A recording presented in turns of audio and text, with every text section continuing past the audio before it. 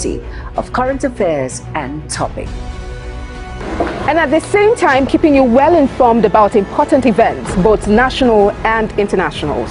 Global Morning serves as a valuable source of information, helping viewers like you start your day well informed. Stay connected from Monday through Sunday to a wide range of latest news making rounds on Global Morning. We're on the road to protest. And the president meets all of our demands.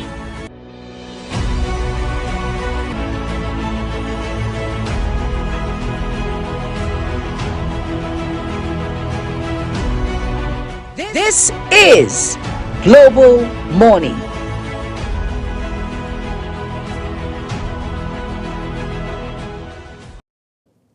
Quite a lot of things to talk about on the show today. We're just looking at the Yuletide a while ago, the spending, budgeting, financial pressure, the need to balance between whatever it is we want to achieve in this season, even though we're just a matter of days away to end of the year, and then our mental health as well, staying alive for those who care about us, those who love us. But there's one element that is also very fundamental in this regard, and that is security, Ramsey. I mean, more than ever before, I mean, in the course of the year, at this time, as the year begins to wind down, crime spikes a lot, neighborhoods, communities, and across the country and things like that. Of course, we know by default, the police and other security agencies also do not sleep on it. They try to put in the work, put in their best and all of that. Just yesterday, the National Security Advisor, Nuhu Ribadu, has again urged governors to say, look, you've got to beef up security in your respective states because it's Yuletide, and there could be some intel that criminals may have some untoward intention or plotting to strike wherever and things like that, which means that if the governors are really the chief security officers of their states, this is one opportunity they have to prove it. Yes, sure. I think, I don't know, I'm a bit tempted to say this year seems like one of the years that we had a high rate of insecurity situations in the country. I don't know, but it's been, security situation has been in the mouth of almost every Nigerian recently, especially this 2025. Right. Now, governors, see, most times when people talk about security votes, the question I ask myself is, what happened to these votes? Then, a few minutes ago, we were talking about leadership, you know, and we see, whatever you do today, there is something that I keep saying, and I'll keep saying it. If you are doing well, you don't need to beg to be voted for. If you are doing well, if you did well. So, one of the things, there are governors in this country that people can vouch for. Right. This governor, if it comes to insecurity, no. He doesn't mind using his own finance, his own money, to ensure that there is security in the state. There are governors like that. And there are some who don't care because they feel they have security operatives all around them. You know, they don't even care what happened to their relatives and friends in their community. They don't care what happened to the people and all of that. This is Yuletide, and a lot of people would want to take advantage of it. Right. See, even the vigilante need to sit up now because even from house to house, you know, within the community, apart from the highway and the issue of banditry and the rest, even in communities, in homes, you see these people moving around, carrying out some form of illegal activities or the other. So what do we need to do? At least by now, the number one chief secretary of the state, who are the governors, are supposed to have called stakeholders meeting by now to say, well, what is the strategy for this Yuletide? Because naturally, there's supposed to be a special preparation for this Yuletide. I saw a video where the IG of police was saying, well, there shouldn't be knockout. Nobody should, there shouldn't fireworks be fireworks and all of that. Don't go and start throwing firewalls, throwing knockouts and all of that. Because they want to know when it is a gunshot and when it's not a gunshot. Right. So I think what the governors should be thinking of right now is, what are we going to do differently? Because this is Yuletide. A lot of people will be traveling. Now, I don't know how you will feel like if somebody traveled from the United States, for instance, that is already looking at Nigeria as a country of a particular concern, then that person is being attacked in his own community, or maybe on his way home. Probably this person is already a citizen of the United States of Nigeria. People who have dual citizenship, a Nigerian and also a citizen of the United States. Of the US. I don't know how it's going to be perceived. So what do we do to avert these situations is to beef up more security than we already have. I was thinking a few days ago, I said, what would it cost a state governor, all right, to have patrol teams? Okay, let's say Nasarawa and Benue, for instance.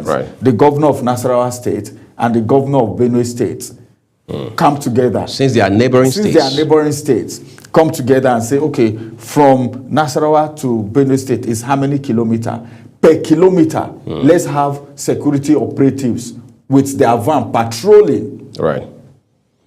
That is interstate. Across both states. Across both states. That would be some very strategic synergy. Yes. From this point to this point, we'll have police or maybe joint task force patrol from this kilometer to this kilometer. We have it like that.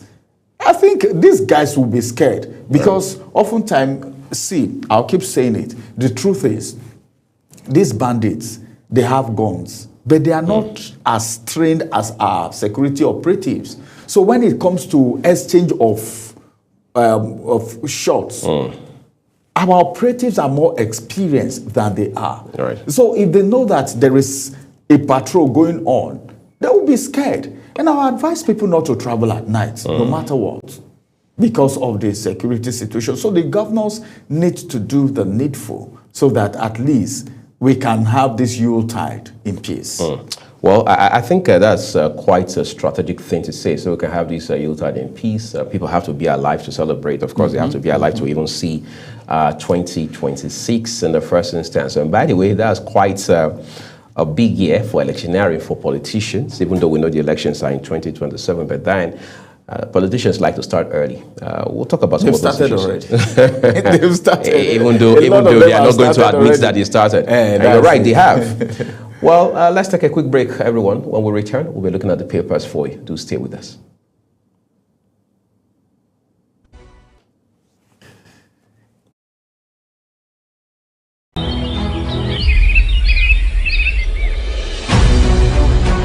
Global Morning is your top morning show here on Global Television. We bring you fresh news updates daily while delving into a variety of current affairs and topics.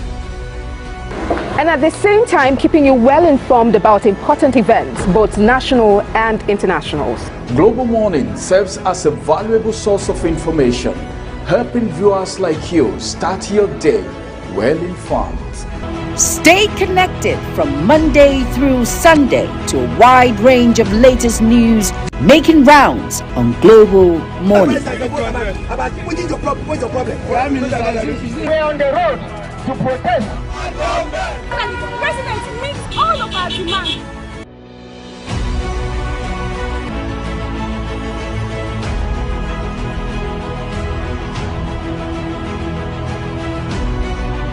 This is Global Morning.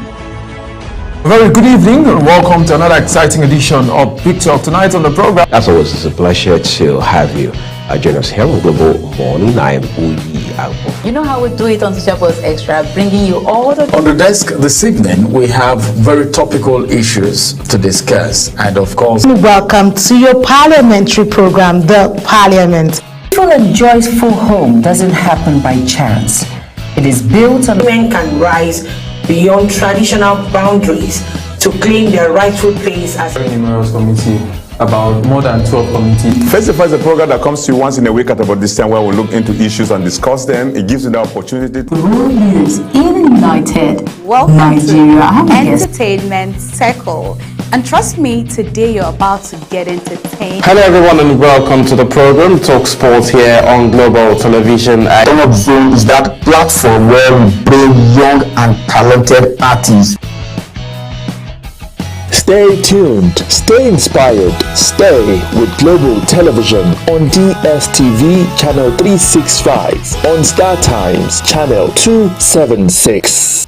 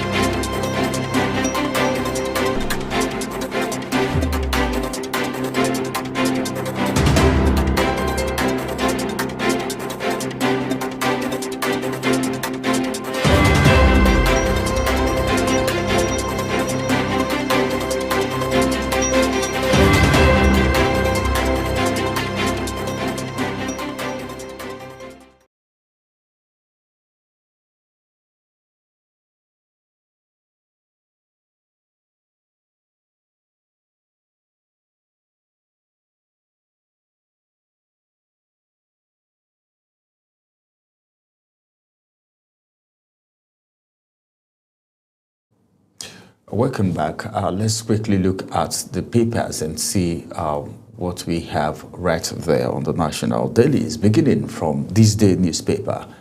Let's see what we have there above the nameplate. We have this headline which says, Bonny Invest Trust Dispute raises questions over investor protection in Zambia. That's above the nameplate. Then we also have this one which says petrol marketers back in country refining oppose unbridled fuel importation. At APC caucus meeting, Tinubu assures Nigerians state police will become a reality. That's coming from the presidency. One writer to that story, President Bola Tinubu last night assured Nigerians that the march okay. All right, now we have this headline, which of course is the big story. It says, in major diplomatic reset, Senate confirms 64 ambassadors. Right? Then some writers to that story, about 3 writers that we have. And the first writer says, Okes Yakubu Fani Kayode Dambazau Ibas or mockery. The second writer says, subjects Tinubu's oil regulators, Mohammed Eyeson, to rigorous screening. Subjects Tinubu's oil regulators, Mohammed Eyeson, to rigorous screening. Nominees promise digitization, gas discipline, investor confidence. Nominees promise digitization, gas discipline, and investor confidence. And of course, those are the headlines from this day newspaper this morning. Thank you, Ramsey. Let's take a next show, The Guardian newspaper for you. We'll begin with 3 headlines right beneath the nameplate. Top left, Ahmed Defense Finances welcomes probe of children's education funding, of course, as it should be. On page 3, the Senate confirms 64 ambassadorial nominees. PDP Caretaker Committee dissolves 14 state excos, fixes January for Congresses. Let's be clear, this is the Caretaker Committee loyal to Minister of the FCT's faction, Nyesom Wike. But let's see how this will pan out. It looks like some trouble is brewing here. But the big headline tells us, when pains of reform old cars hound new tax era promises.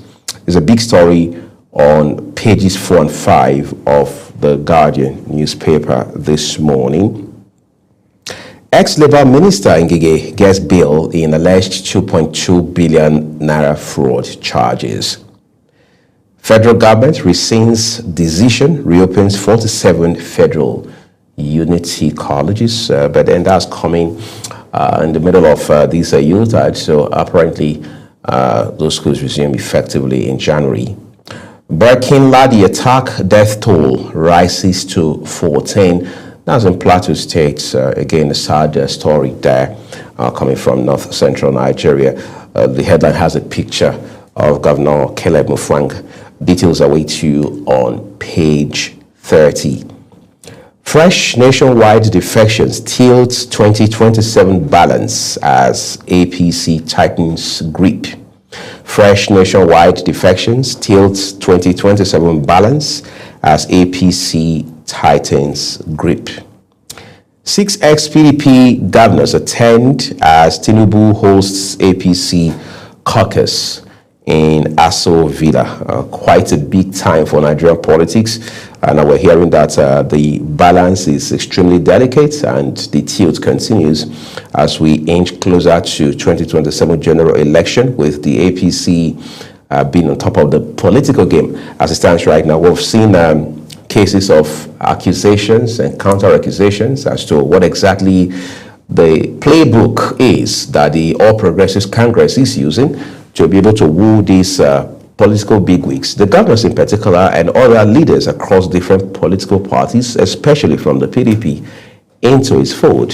Yesterday, I spoke with Chief Chibuna Baweke, and he told me that the governors are saying the good work of President Bola Tinubu, driven by the renewed hope agenda of the president. That's why they are all coming into the APC. But the fear that many opposition figures have expressed about one-party states is not going away anytime soon.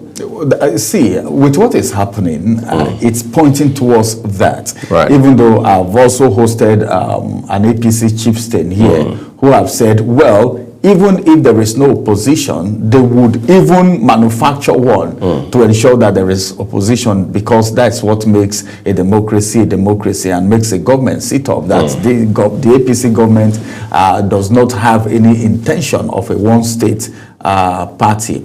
But then, with what is happening, I don't know, a lot of people are asking questions. What these governors are being told, that they are moving the way they are moving. But that question, I think they are just the only ones that can answer it. So Nigerians thinking is not totally out of point, looking at the current situation. Well, we'll continue to look at this current situation, quite frankly. But in the meantime, let's look at a few more headlines for you right here on the Guardian newspaper. It says, Yusuf commends Tinubu Bichi over 47 billion naira Wujuju Road in Kano. That is one headline for which you can find details on page 30 of the Guardian newspaper this morning, but also do well to extend the efforts so you can read up other details based on these headlines we've presented to you from the Guardian newspaper this morning. Ramsey will now walk us through headlines from the Vanguard newspaper. All right, let's quickly look at the Vanguard newspaper and see the headlines that we have there. On the Vanguard newspaper, let me begin from the big story. It says oil sector, far-reaching reforms coming. Eyesong Mohammed vow. All right, a couple of riders to that story. And the first rider says, Tinubu's NUPRC, NMDPRA CEO's nominees are sure at Senate screening. All right. We will ensure investors' confidence, accelerate gas development. That's coming from Eyesong, of course. Nigeria losing enormous value due to manual processes and others. There will be strict enforcement of contracts, quality standards. This is coming from Mohammed. Okay.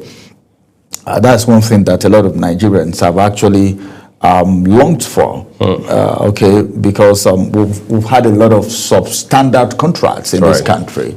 Some contracts are not even being executed. Whereas mobilization has been done, some just go snap pictures and bring it, and payment is being made because there is no proper supervision and no one is held accountable. So if Mohammed is coming to save this, as far as the oil sector is concerned, I think Nigerians need to keep their both eyes open to see how that is really going to happen. Now to the next story. Tax laws, that's the kicker. Altering legislation through official gazette, illegal. That's coming from lawyers. One writer to that story, reps constitute committee to probe alleged alterations. Tinubu to governors, obey Supreme Court judgment. Let local governments get their allocation. This is long overdue. No one is even talking about it anymore. And the president has even now come out to categorically speak up about this issue, because it will appear this that is not the first time. Yes, we can't live in a country where we just openly, brazenly flout court orders. I mean, no less a court than the Supreme Court for that matter. And these are governors, these are chief executives, these are supposed to be role models, these are supposed to be people that, citizens look up to. And some of these governors are lawyers. Some of these governors also were beneficiaries of the court system. Some of them would have not been governors if not for the court. Even for the court. So that is even worse than biting the fingers that fed you. But the question I want to ask, and I've been asking, is, are these people more than the law? Are they above the law? Something that a case that has been ruled from the Supreme Court, then the president has been on it. Or, I don't know, is there no one to enforce this? That's the question. Right. Because this is not the first time the president is speaking about it. Enforce it. Because the local government, they need this allocation. Right. Because it's something that has been seriously fought for. What is the governor's interest? What are they interested in? Well, let's see what will happen. Okay, that's coming from the president to the governors. And now Electoral Act, that's the kicker, reps back 2-year jail term, 5 million naira fine for vote buyers and sellers. Well, vote buyers and sellers. Well, I think I'm more interested in the sellers. Yes, quite a disturbing transaction. Okay, let's see. Amopiton has promised so many things. But this thing cannot be done just by Amopiton alone. Right. But the powers that be. If we just finished talking about the governors, right, who are claiming to be above the law and nothing is being done. These are people that should ensure the law take its course in different ways. The same people flaunting the law. Quite a very crazy situation. It's unfortunate. If sellers, can be jailed, then the buyers will be left stranded. Right. If there are no sellers, remember, this thing is a matter of taking advantage of people just because people are hungry. How much are they even paying them in the first place? Right. There have been a lot of accusations. People who monitor these elections have come out to say openly that this thing has become a menace. I don't know, maybe INEC and the security operatives need to belt up. It is more than just saying it on the pages of the newspaper. The enforcement is what we're talking about. If one person is being used as maybe a scapegoat, as the case may be, others may sit up, maybe. All right. For the Vanguard newspaper, I think those are the headlines. The last one says uncertainty over NAF aircraft departure to Portugal after release in Burkina Faso. Those are the headlines from the Vanguard newspaper this morning as we move to the next point of call. All right, let's look at the Daily Sun for you. Just adjacent the nameplate here, it says, no regrets leaving PDP. Party abandoned me during trial tribulation. That's credited to the governor of Rivers State, Siminalayi Fubara. Of course, he had said this before. Apparently, he's not looking back now. The writer says joining APC was easiest political decision. I think that should clear the doubts of those who are on the other side of the politics of Rivers State. U.S. visa restrictions, Nigeria most negatively impacted country, that's according to immigration data. You can read it up for context. What more do we have? The Star headline says, Khan begs Tinubu for safe Christmas, New Year seasons. Well, the president obviously has a lot of work on his hand at this point.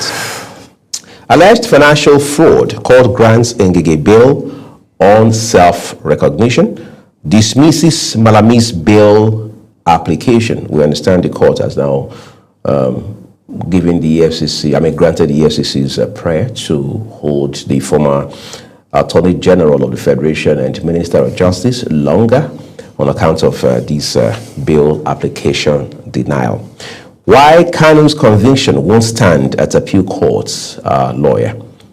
Reps set up panel to probe discrepancies in tax laws. Ramsey, the members of the House of Representatives are saying that, look, what we approved, all right, in terms of these tax laws is not the same thing as what has now been gazetted. So the House says the common sense thing to do, standard procedure, is to set up a panel to look at this. Normally part of the drill is the House looks at legislative proposals, especially when they are executive bills, all right?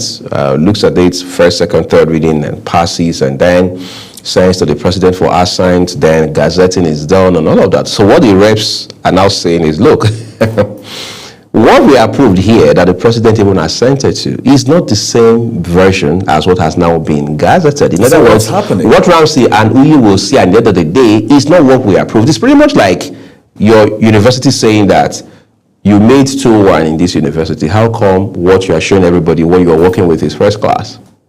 Or you made a C in my course. This is your lecturer speaking.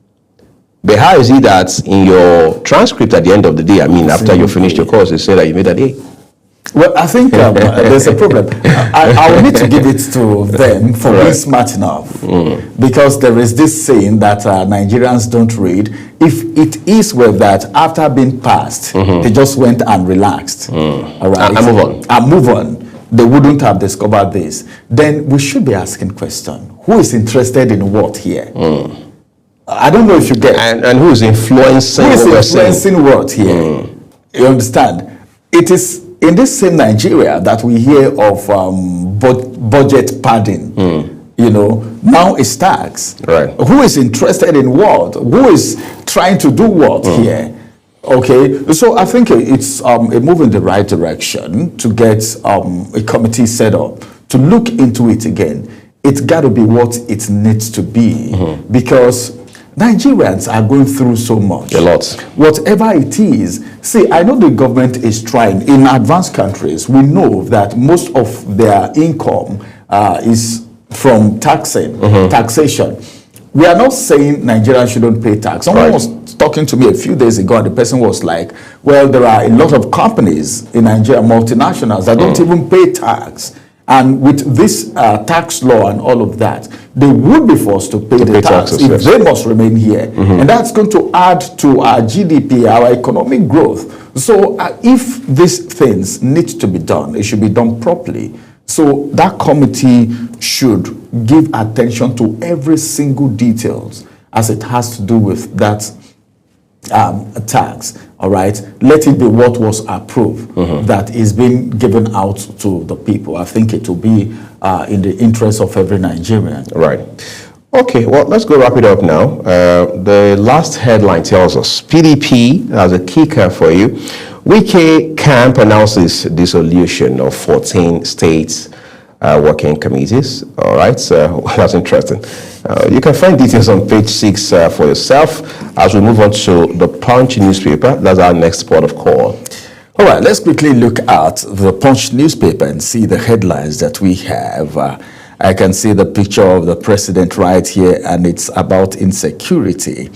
What is it saying? Insecurity is the kicker.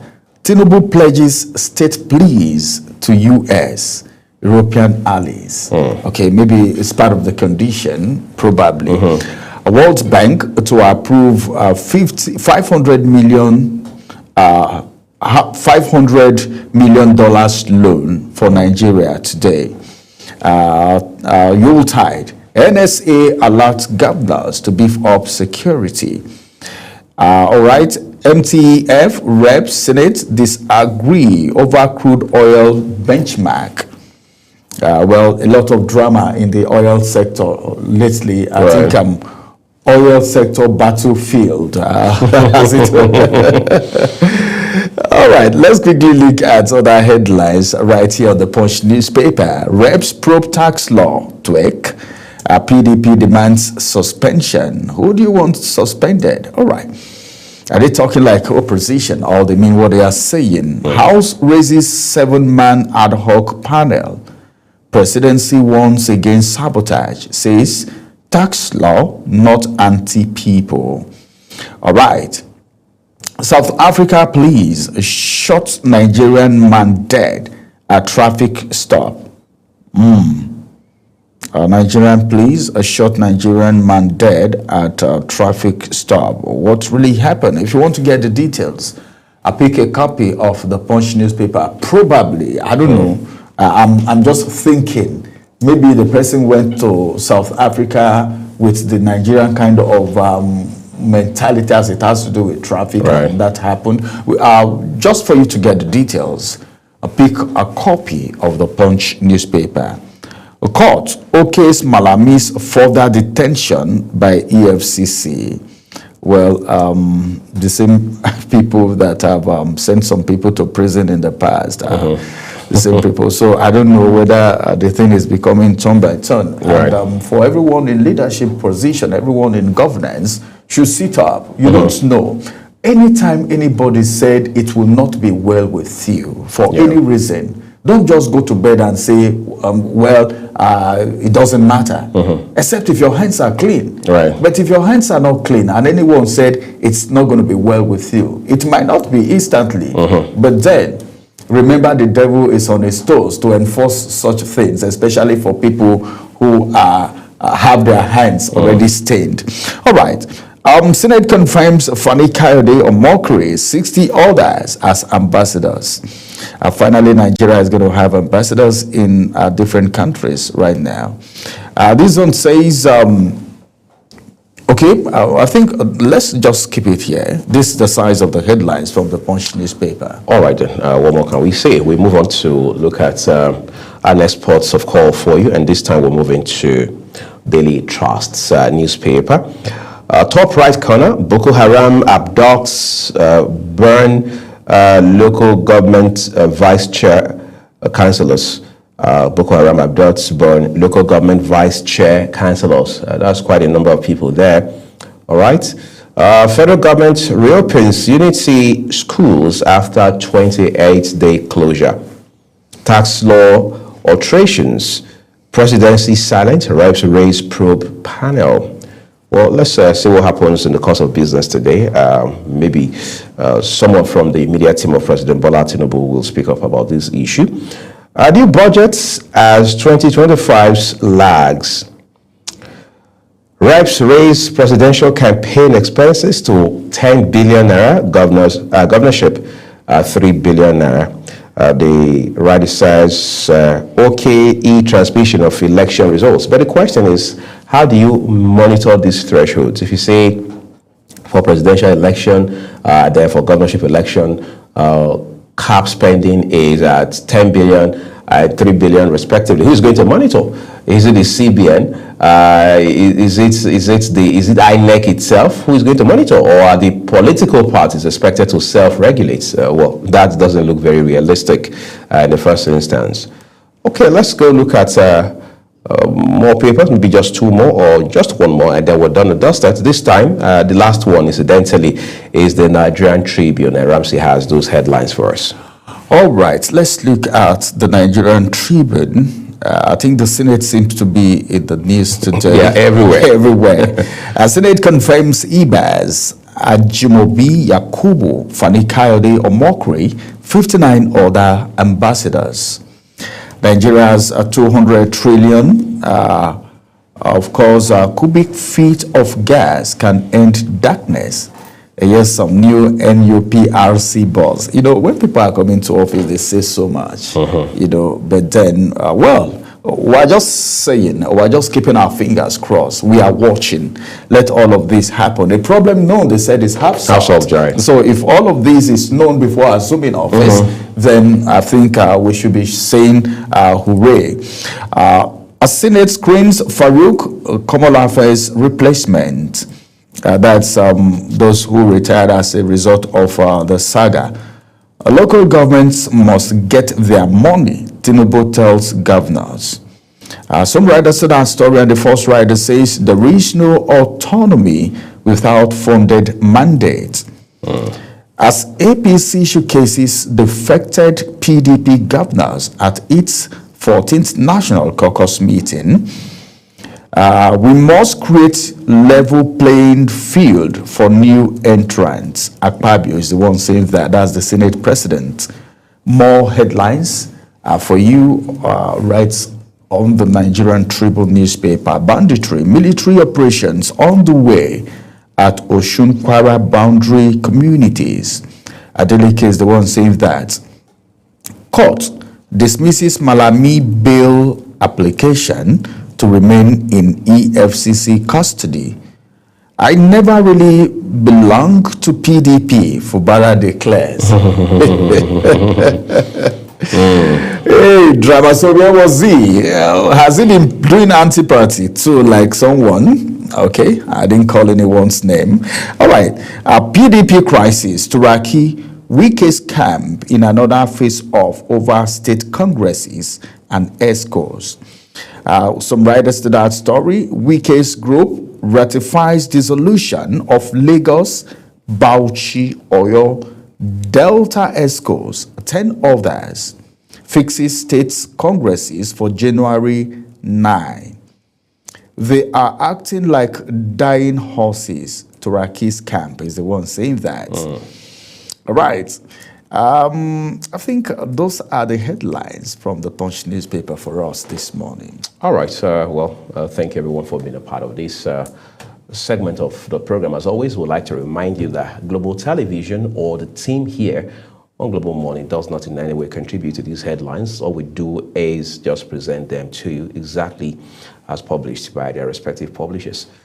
Let's take a quick break. When we return, we'll put our first conversation on the road for you. Do stay with us.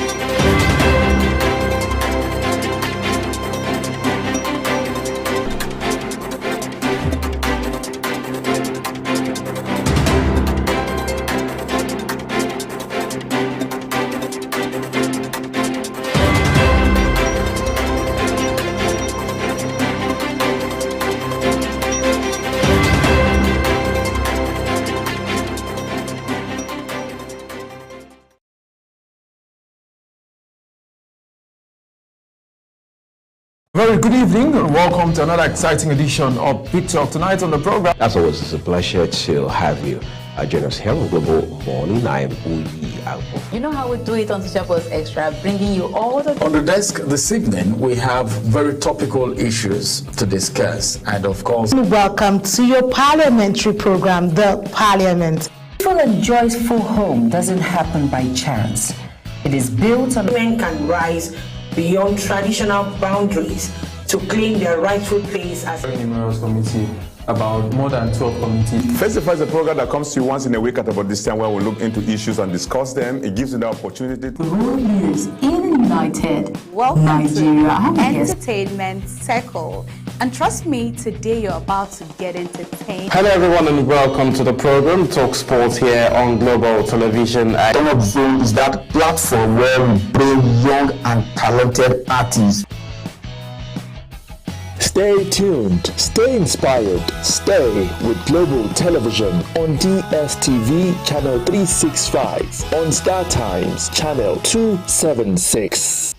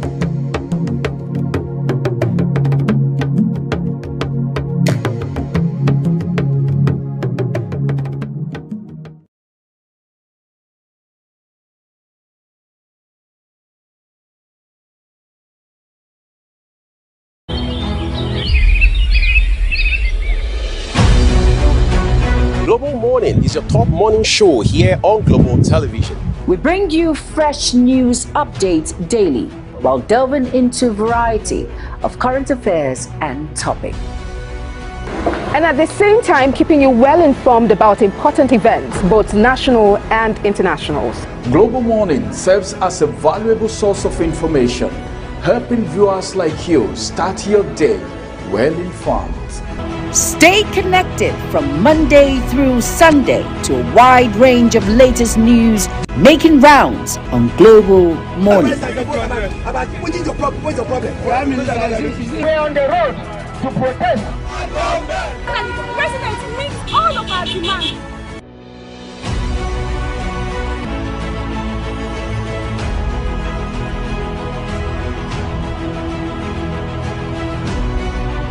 This is Global Morning.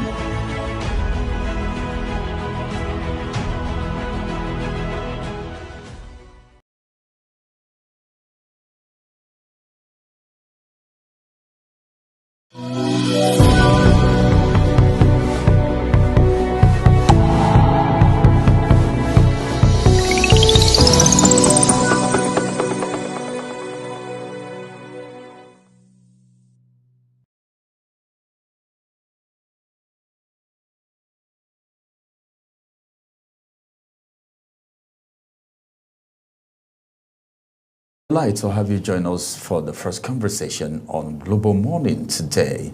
I know people are watching all across the country and in about 15 countries plus right now. That's to tell you of how important every conversation on global television is.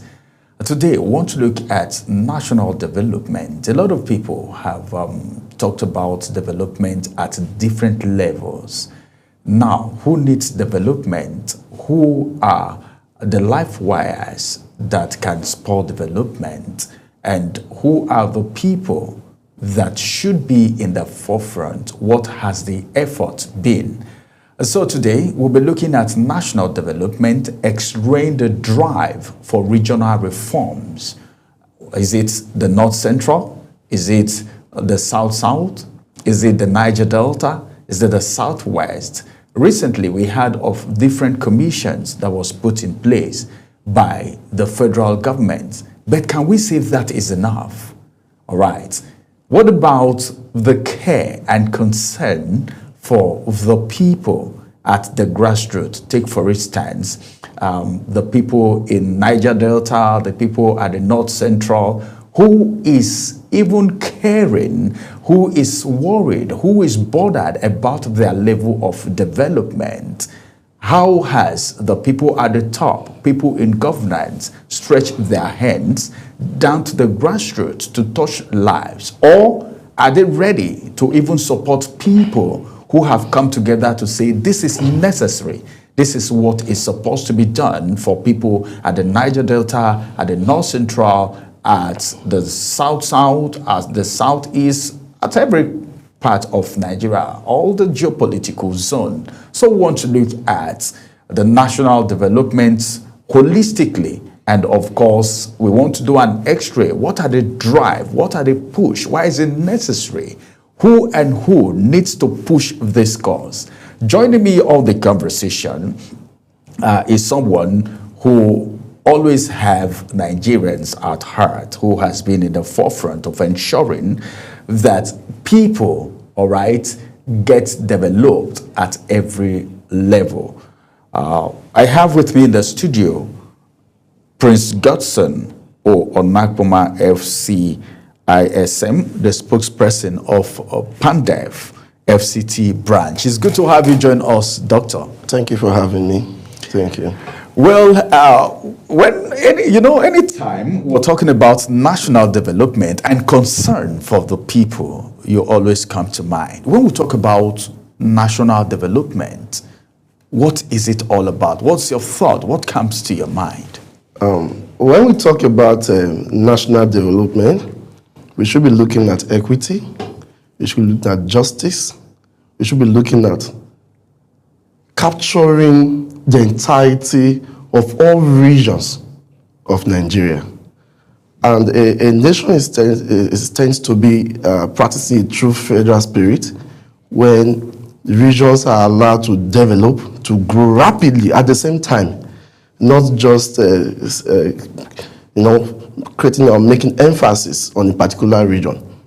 If the South is growing, the Southeast is growing, the Southwest is growing, the Northwest is growing, the Northeast is growing. That's when you say national development. But when you say a particular region of a country is performing and others are not performing, it brings a level of, when we say there's no equity, and it leads to insecurity and some level of unsustainability. So this is what I call national development. So we should be looking at creating opportunities and policies that would drive development at every region at the same time and, of course, the same speed. So what is the assessment of the level of development at the different region as it is now? Your own assessment, all right? Because some people are of the opinion that the government is not doing enough. Some people are of the opinion that the government is trying. Some people are of the opinion that this assignment has been left in the hands of a few individuals who are concerned, that has put themselves together either as a group or an entity to push this cause. What is your own perspective? At this point, a lot of work has to be done. You see, I would say Nigeria don't have a problem of policy formulation, but rather we have a problem of implementation. Over the decades, some agents of government, commissions have been enacted by an act of the National Assembly on different times, and yet we still see same complaints of maladministration, inefficiency, development not going down to the grassroots, development not being quantitative and qualitative. We can't really see the impact on the lives of the people. What we say here is we need to monitor every aspect of governance, every agency or commission to ensure that dividend of democracy, the responsibility of which these agencies are being enacted should be seen in practical terms. You can't be a DG or an MD of an agency, well funded. I've not seen or heard of any DG or MD of these agencies or ministry or minister of government saying they're underfunded.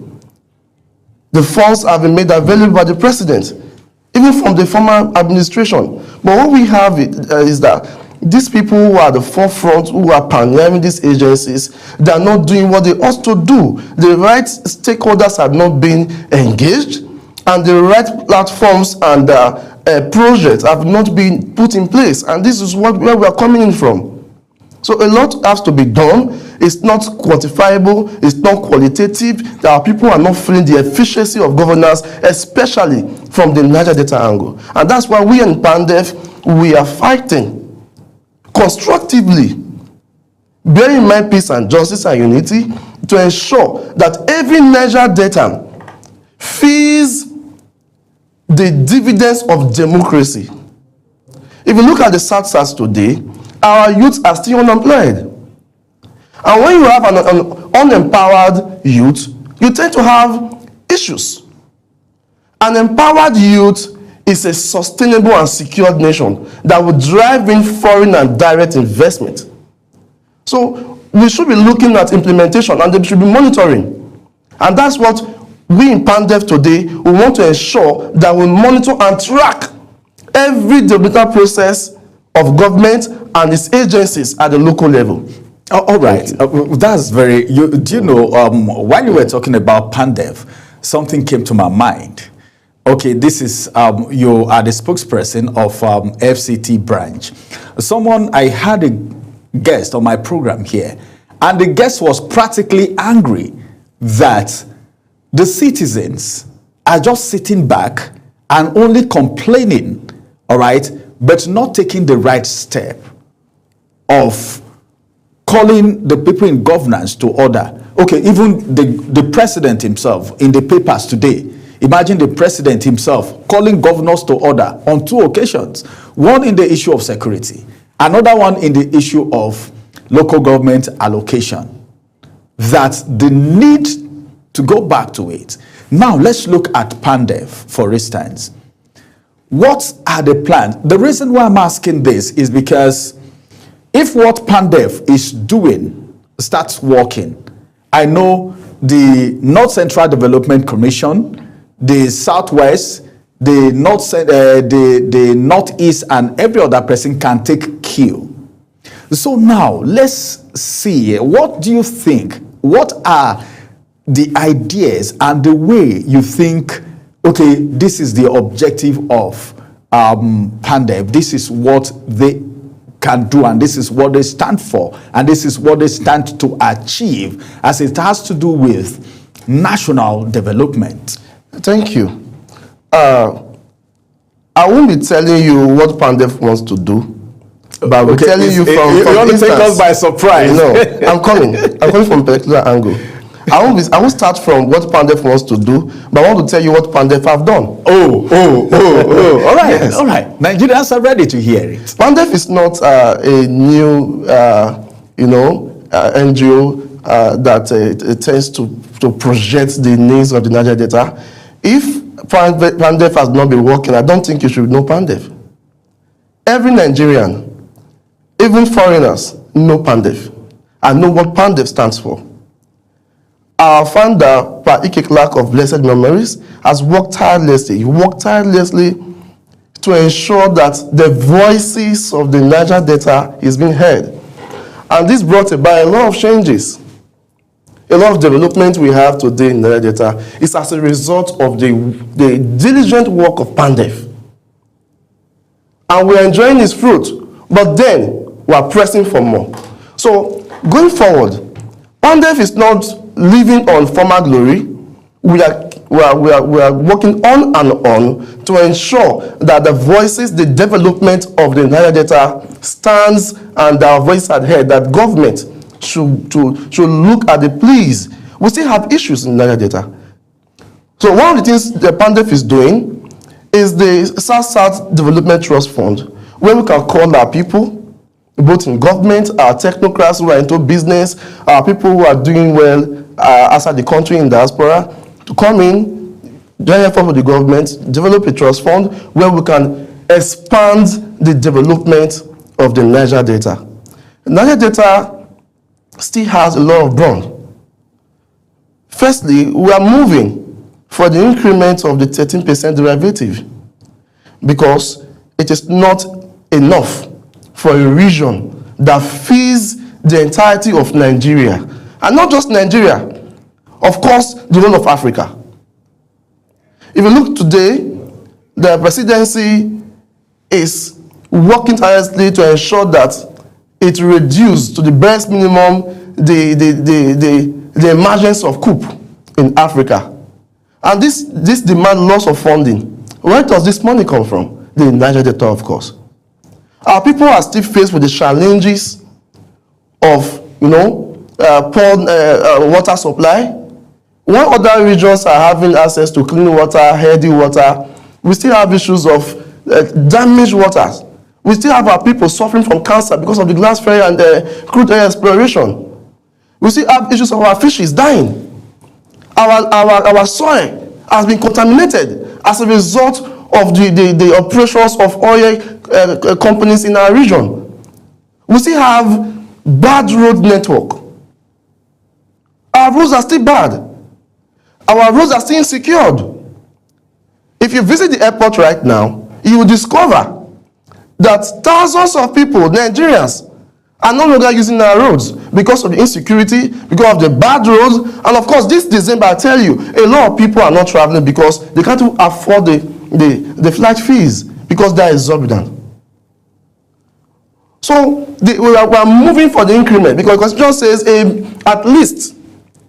That means there should be an upward review. And this is over a decade that we've been fighting about 30% derivative.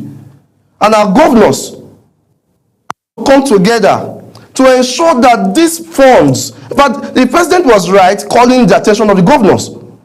Our government have to ensure that these funds are judiciously expended for the development of our people. State governments are subnational governments and have replication of every agency of government in their states. What are the Ministry of Agriculture in our Niger Delta states doing? We must have to look into our agriculture. Not just in Niger Delta. You should be asking also, what are the ministries, okay, the replicated agencies at the state, what are they doing in the North Central? It becomes a problem. What are the commissioners of trade and investment, what are they doing? You travel abroad with public fund. Don't you see what is happening in the global space? If I happen to be a governor tomorrow, I will make sure my commissioner of trade and investment, the commissioner of finance and commissioner of commerce is on his toes to bring in foreign and direct investment from abroad. You shouldn't be in the states driving cover up and down. But what makes you think they are not doing all of that? As we speak, we have them, but they are not functioning. What's happening? And nobody is monitoring, nobody is supervising, and nobody is calling them to order. Or is it that the people are handicapped? Because these things has crippled national development. As if there is national development, like you said, the Niger Delta people will not be crying today. The North Central people will not be crying today. The people at the North will not be crying. The people at the East, the West, they won't be crying. But this national development is lagging. So what do you think? Why are these people not doing what they are supposed to do? You said something very vital when you were speaking. You said no ministry has come out to say we don't have money, we are lacking fund. But these things are not being done. So what's happening? What's your perspective? The ICPC, the EFCC, and the organized civil society has a role to play here. We have to ensure that, as I made mention earlier, that PANDEF is setting up a monitoring committee. Okay. And we are moving state to state to do our own feasibility study and engage the government of the day, both at the state level, the local government level, to ensure that funds are expended for the benefit of the people. Because, today we have over every LGA receiving over 2.2 billion. Visit these LGAs, visit the markets, visit the schools, visit the hospitals. If these monies are reflecting, check for the infrastructures. If these monies are reflecting in the life of the people. I want to engage some councillors from the South. Engage them in conversation. Many LGA chairmen are not allowing their councillors to function.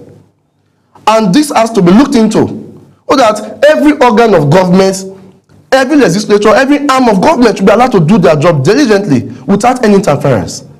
Of course, we practice there should be independence of judiciary, independence of the legislature, and independence of the executive. I was very happy when I saw one of the legislators being beaten up. Okay, that video that was flying. Yes. But that was too much. That was taking law into hands. If they don't do what is needful, you see, a hungry people are angry people. If you look at the fact, let's look at the North. They are so impoverished. They are so uneducated. You didn't educate them. So how do you want to quote the law for them? How do they understand the law when you did not educate them in the first place? People that cannot hear English. How do you educate them in the first place? So if you don't educate them, how do you expect them to be matured enough to know how to do things in a very civilized manner? So this is a problem. You see, any problem you create because of your greed and the greed and all that, it will bounce back to you to the extent that very soon they won't be able to sleep in their houses. Some of them don't even go to their states. And it's one of the problems. Now the issue of constituency briefing. Constituency briefing is different from empowerment. And attending burials and attending birthdays and marriages. How many of our legislators are doing constituency briefing to tell the people what they have been able to do? In fact, like you said, our people are not doing enough to ask questions on how these government officials are spending their money. We have to be calling them time after time. Please, you have received so and so amount of money for our constituency. What are you doing about it?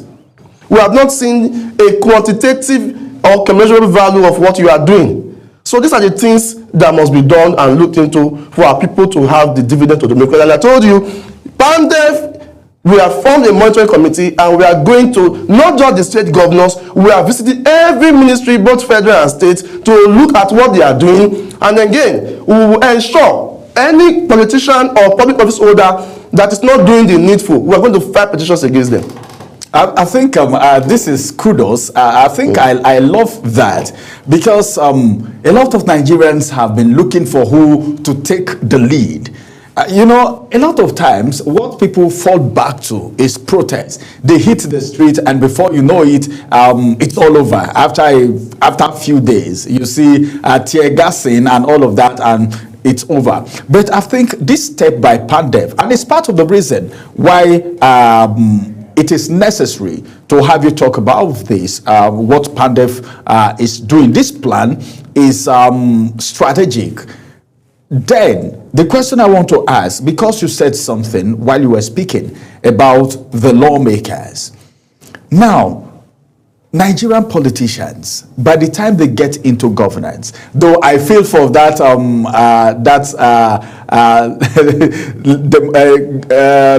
political office holder that was beaten they said in his constituency. I saw the video and the way he was, in fact there was one slap that entered him and I felt bad for him. But this is a ripple effect of these things that we're talking about, forcing people on Nigerians to lead them, as a matter of fact. Now let's talk about the APC government, for instance. The issue of check and balance, just like PANDEF want to do now, all right? Do you think PANDEF will have full access to these people, to these agencies, to these ministries, to these governors? Governors are becoming too powerful, in quote, in Nigeria today. I don't know why.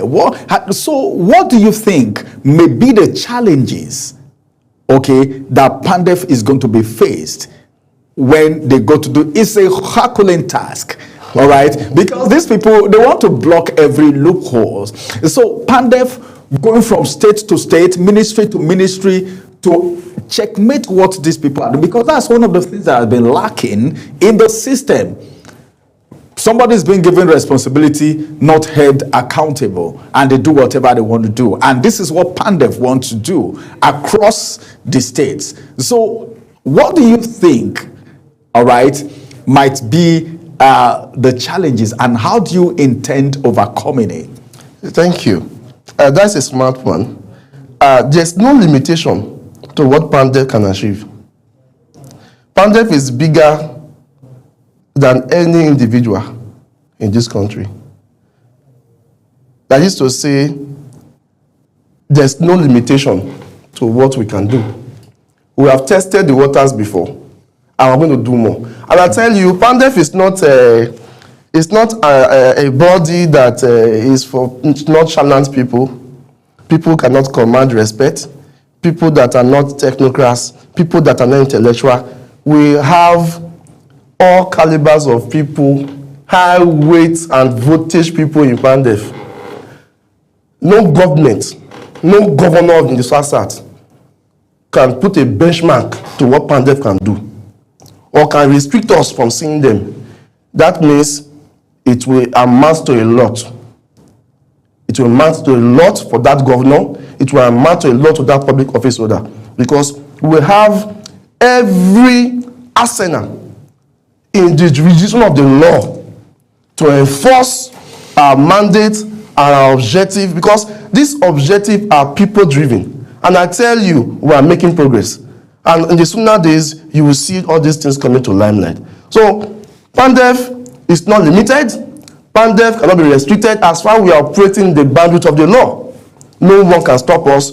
And the mandate and the voice of every Niger Deltan will be heard. And in fact, you will hear it in terms of developmental returns. Thank you. This move, are you trying, with this move now, are you trying to say the Tinubu administration is not doing well? One thing, while we were discussing this morning, we're saying something. You know, whatever happens, people, the first name that comes to people's mouth is the president. All right? Whereas the president, like now, the president is saying to his governors now, all right, do this, do this. This is not the first time, and they've not done it in a while. Now, what is your assessment of this very administration? Number one, there are some people who are of the school of thought, all right, that the Senate, for instance, is just at the mercy of whatever comes from the executive.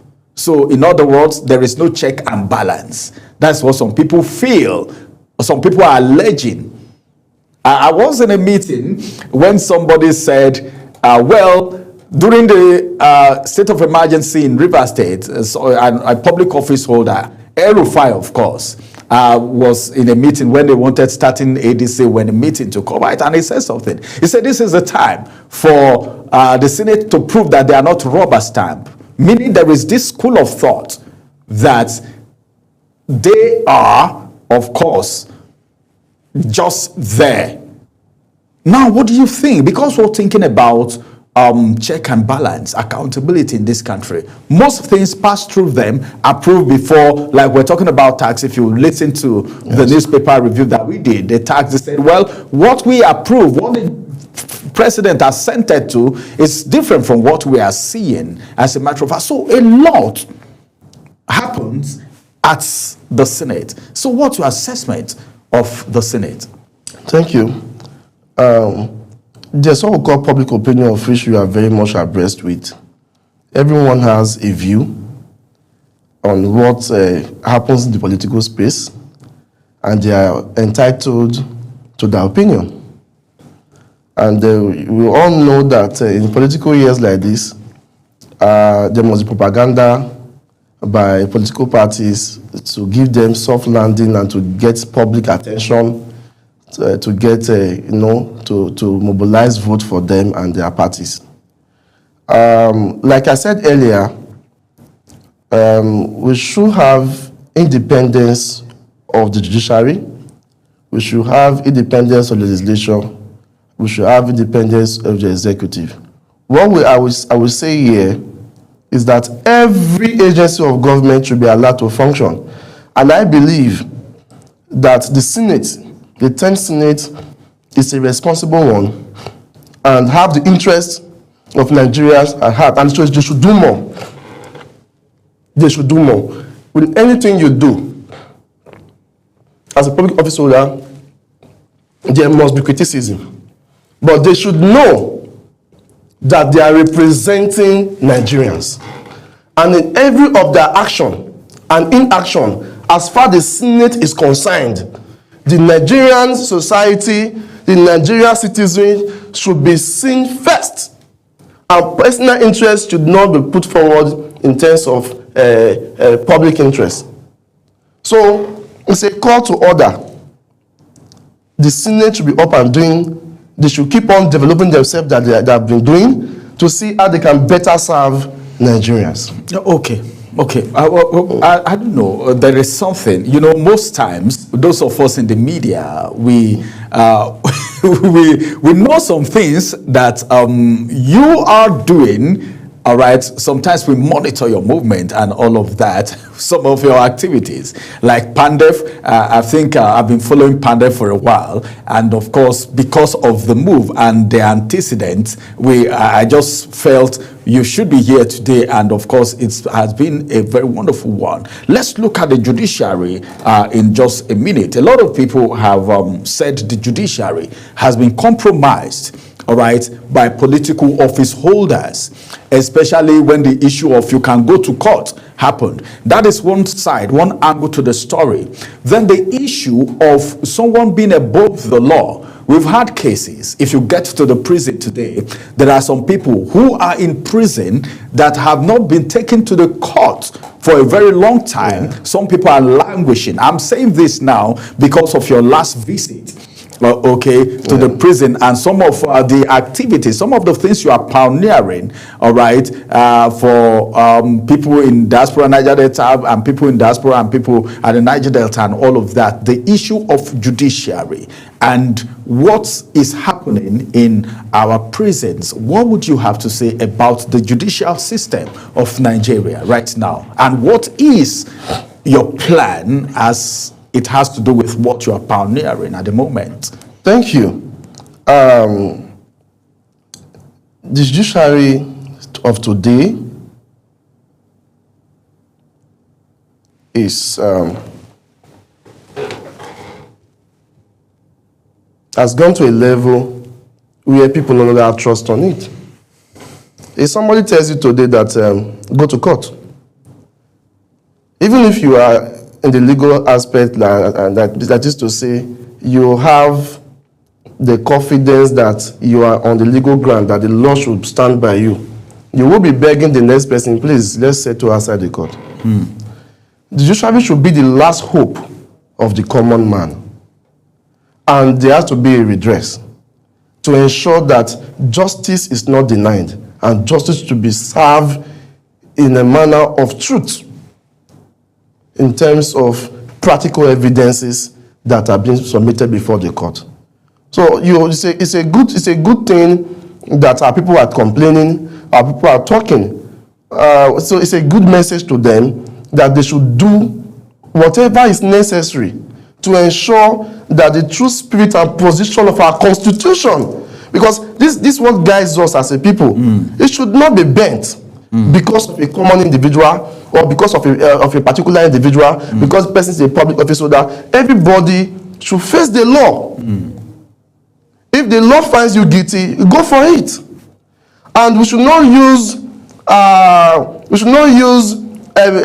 favoritism or ethnicism or tribalism in giving our judgment.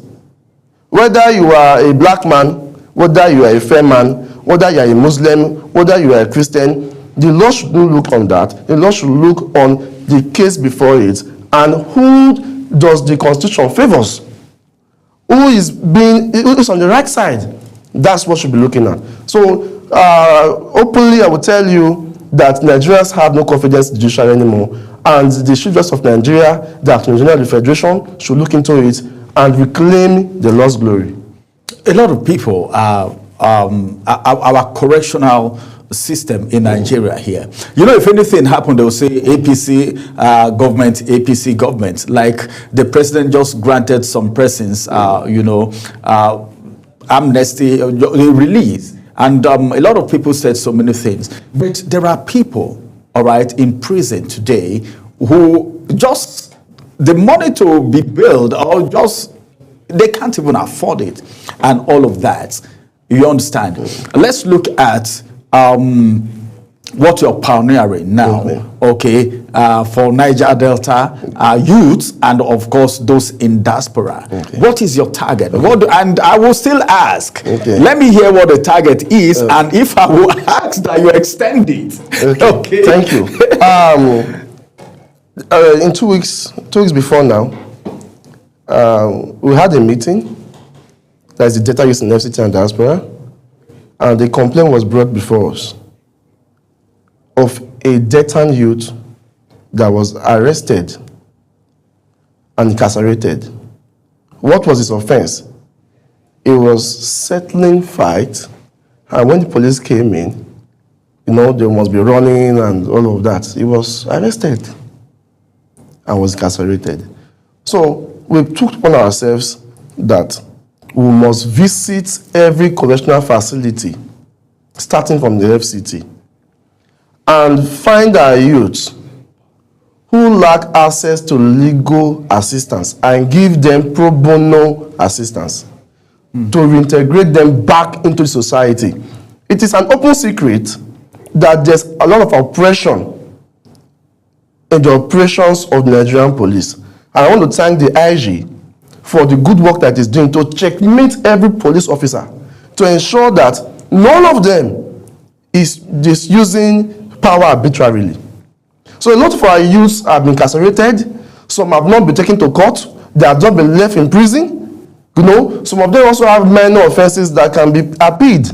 So our association looks at discovering such people who have been incarcerated and give them legal assistance and bring them back to society to reintegrate them. And those that need to go back to school, we'll put them back in school. Those that need to be given jobs, we'll give them jobs. Those that need training, both at diaspora level, we'll give them training. Those that need training here in Nigeria, we'll give them training so that they can become better people in the society. I will not just ending there.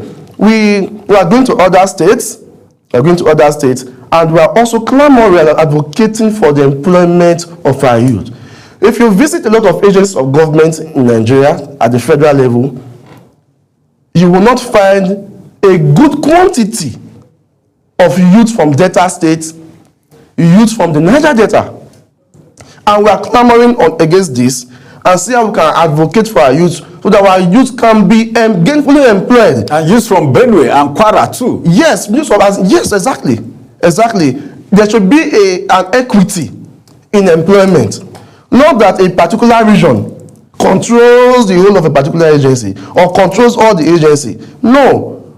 Our people have to have a voice. Our people have to get the benefit of as a citizen of this country, and of course as a special citizen of this country from the Niger Delta, because these funds and these agencies have been established from monies generated from the Niger Delta. So we should have a fair share of what happens in this country. Thank you. All right, everyone. I think the Benue people should also have a fair share too. The man from Taraba, the man from Maiduguri, the man. Well, I think that's one of the things that a lot of people during the tax law, when the committee was set up, that's one of the things that a lot of people were talking about. Every region in Nigeria has complained of one marginalization or the other, neglect or the other. That is what we are clamoring for. So finally, before I let you go, do you think if there is national development and equity, like you said, would we be having this conversation? If there is national development, we should now be talking about exploring other opportunities for Nigerians. But as it is, there's no national development. All right. Because if there's development, the South should be growing, the Northeast should be growing, the Southwest should be growing. In fact, there should be competition. But right now, that competition is not there. Rather, one group is fighting to drag attention to themselves. Like in the case of the MPA and the operations in Lagos State. Lagos State is saying MPA must remain here. What happens to other regions? Is it Lagos State Ports Authority? Is it not National Ports Authority? So that is a pointer that there's no national development. All right. Thank you. Okay, well, that's it. There is no national development, and that is what PANDEF is clamoring for. Thank you very much for joining us on the conversation today. Dr. Prince Nakpama, it's good to have you join us on the program today. Well, I will say this on national television because 15 countries and more are watching us right now, including Nigeria.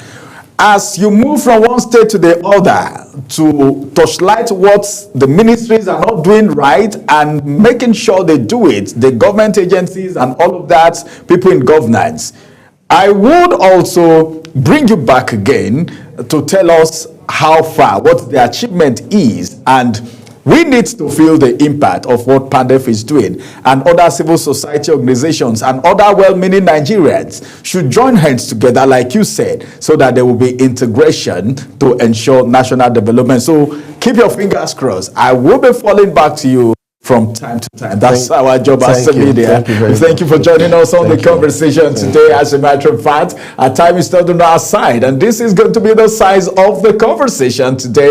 It has been a robust conversation with the spokesperson of PANDEF FCT chapter.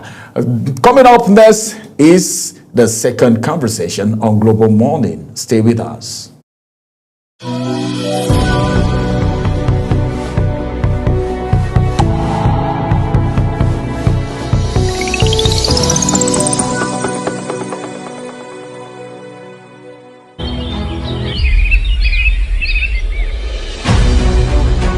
Global Morning is your top morning show here on Global Television. We bring you fresh news updates daily while delving into a variety of current affairs and topics. And at the same time, keeping you well informed about important events, both national and international. Global Morning serves as a valuable source of information, helping viewers like you start your day well informed.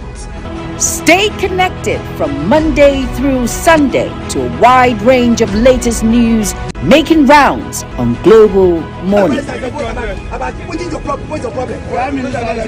on the road to protest. And the president meets all of our demands.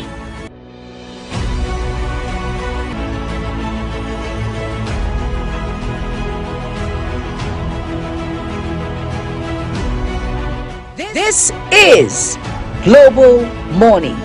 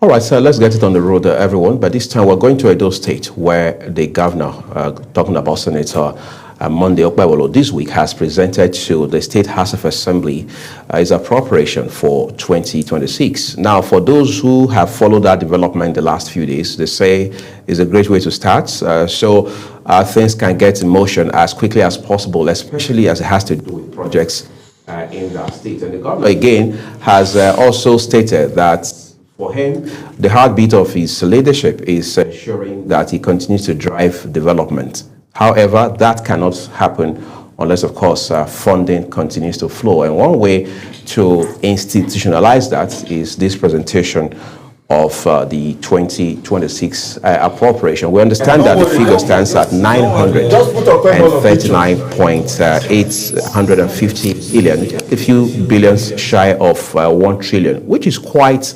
humongous, according to those who have followed the financials of Edo State and how the trajectory has evolved the last couple of years. I'm joined this morning by an APC chieftain who is also a political commentator, Aruna Abraimo. Aruna, I would like to appreciate you for coming on the program. Thank you. Yeah. My pleasure. All right, great. So, just before we get you on this show, we're going to take a quick break now, and then we'll get the conversation on the road. No qualms. All right, great.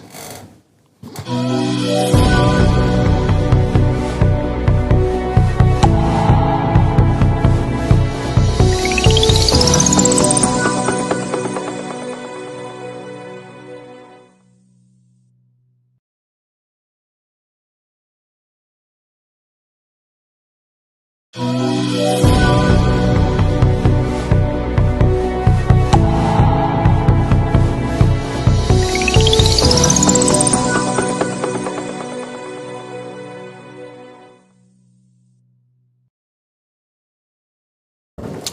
right, so we're going to take our time to look at this development and then break the numbers down, especially as it has to do with recurrent and capital elements that are in this appropriation. So, Brian, I want us to start from the figure. It is quite humongous. And are we going to say that the higher the figure, the more promising the budget will be in terms of execution?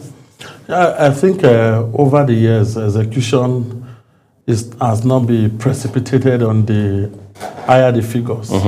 We've had states that have done huge figures and poor implementation. Right. Budget implementation goes beyond the huge nature of the figures that are involved in the budget. It's about how fiscal discipline a government is, how committed the government is to its agenda and programs for the people, and how focused the government is as far as providing governance and leadership for the people. I think those are the drivers, the key drivers of budget implementation, not necessarily the amount of figures in the budgets, because there are states that has a huge amount today. They are not being captured as among the states with best fiscal performance. Like just last week here, right. An independent Nigeria institute ran assessment across the about 33 or 37 states in Nigeria plus FCT, you know, on a budget 2025 budget implementation. And ironically, as expected anyway, the Okpebholo-led administration in Edo State was adjudged among the top 9 states in Nigeria that achieved more than 80% budget implementation, which is unprecedented.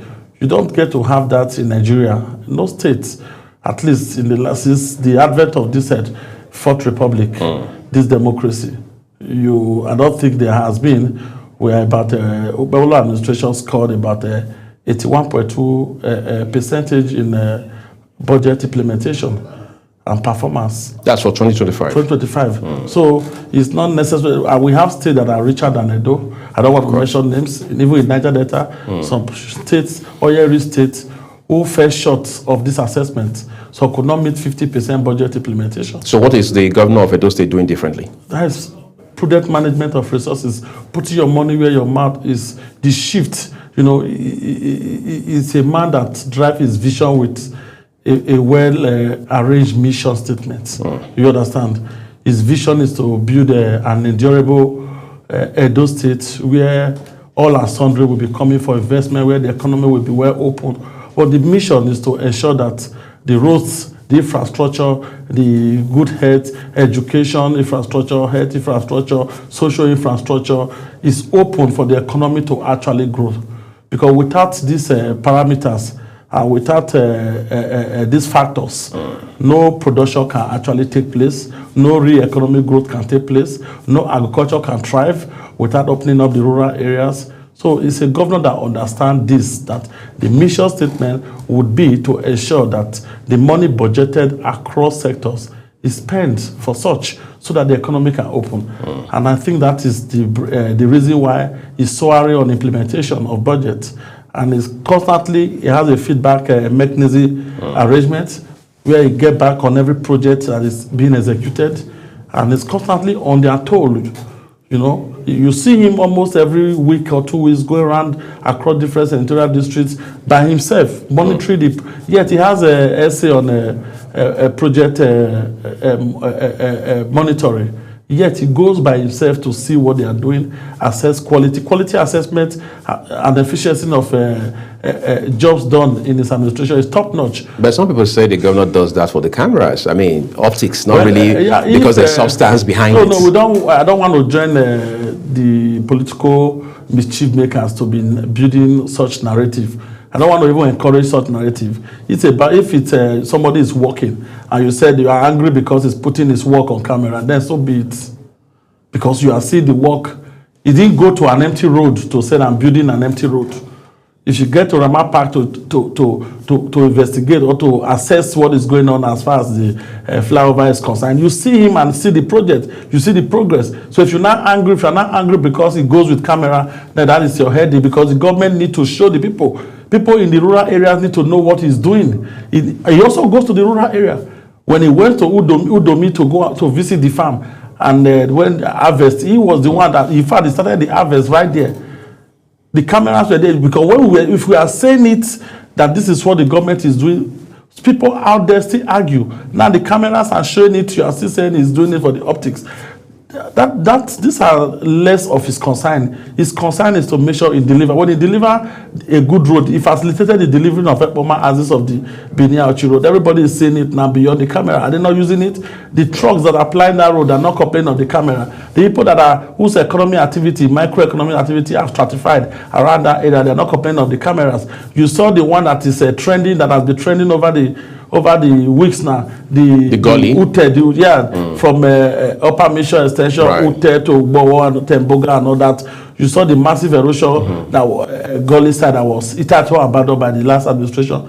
You saw how he has turned it. Even Arise TV have to applaud him, at least Arise of all. Was it just the last administration that abandoned it? I think successive administrations. So, well, I don't know. The last administration is what we are called. When you are doing composite analysis, you talk of the immediate. You know, you understand? Okay, let's not go political. I want you to add something. Let's not go political. Let's go back to the budget, actually, to talk about the funding and the budget breakdown. I think those are the real issues right now. The naysayers could not deter His Excellency Governor Monday Okpelo from delivery. He's already delivering the governor says this is his budget of hope and growth. Yeah.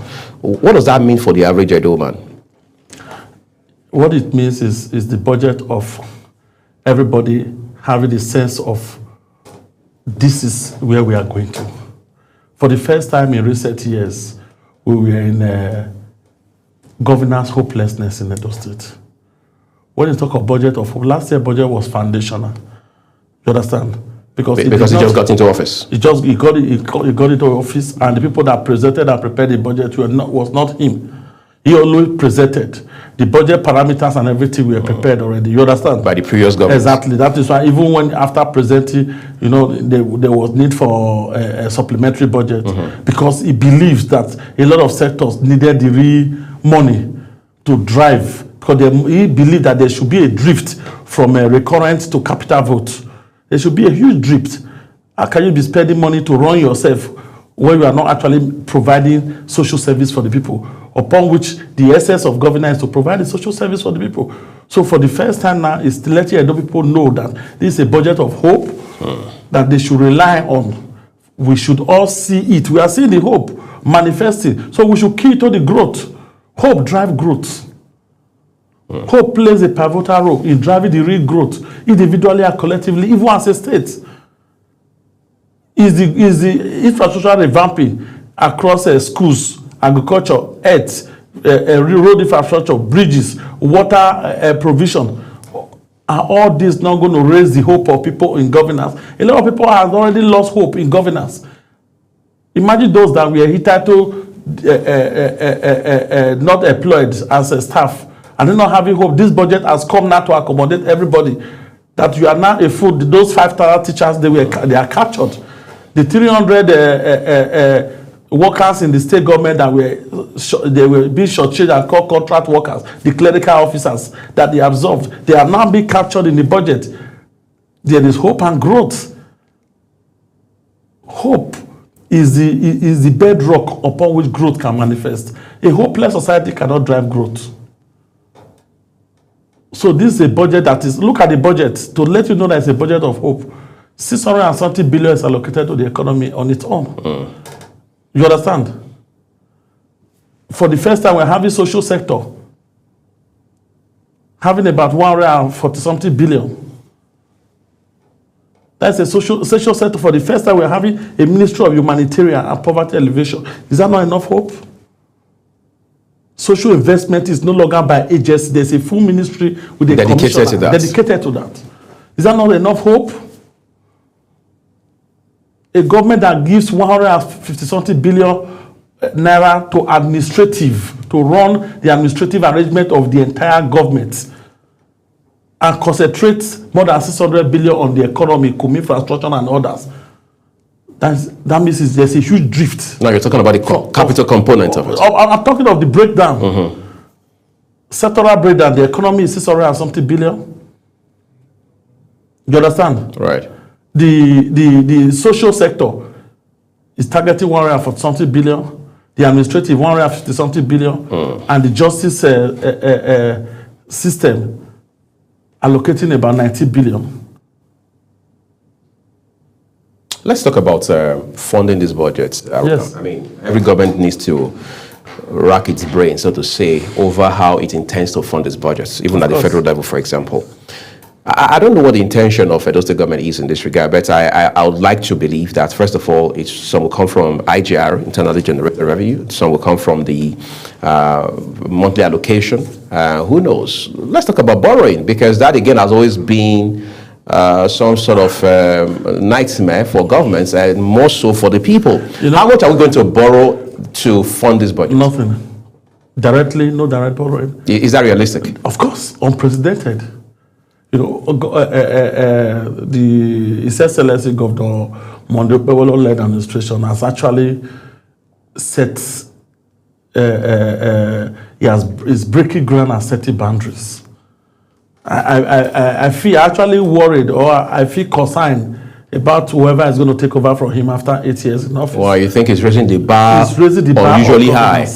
He's bringing fiscal ingenuity into governance.